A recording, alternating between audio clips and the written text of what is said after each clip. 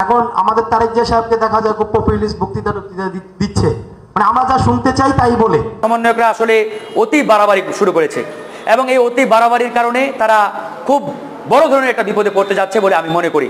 দেখুন, এই আন্দোলনটি ছাত্র বা ওই সমন্বয়করা একা করেছে, এটা যেমন ভুল।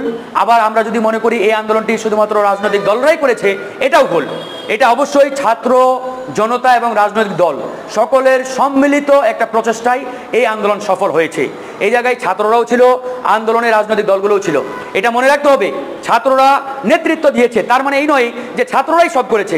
আরে ভাই, আপনারা যদি সব করেন তাহলে এই যে জামাত বলেন, বিএনপি বলেন, আমরা গণ অধিকার, অন্যান্য যে রাজনৈতিক দলগুলো আছে, যারা আমরা 17টি বছর ধরে লড়াই সংগ্রাম করে আসছি হাসিনার বিরুদ্ধে, এই আন্দোলনে এদের কোনো ভূমিকা নেই।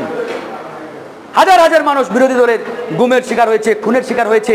আজকে যদি আমরা তাদেরকে ভুলে যাই, তাদেরকে কটাক্ষ করি, তাদের অবদানকে খাটো করে দেখি, তাহলে এটা আসলে বড় ধরনের একটি অবমাননা হয়ে যাবে, তাদেরকে ইগনোর করা হয়ে যাবে। সেই জায়গায় আমি বলবো, ছাত্ররা যদি আজকে ভুল করে, তারা যদি নিজেদেরকে সর্বা মনে করে, তাহলে তারা বড় ধরনের একটা বিপদের মধ্যে পড়তে যাচ্ছে এবং এই বিপদ থেকে তাদেরকে উদ্ধার করা বা তাদেরকে বের করে নিয়ে আসা অনেক কঠিন, অনেক চ্যালেঞ্জিং।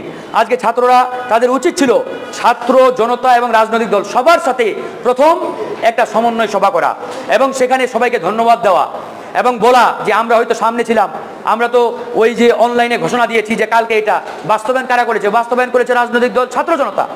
তারা তো নিজেরা এসে মিছিল করে নাই, নিজেরা এসে মিটিং করে নাই, মিটিং মিছিল করেছে, আন্দোলন সংগ্রাম করেছে রাজপথে কে? ছাত্র জনতা, রাজনৈতিক দলগুলো।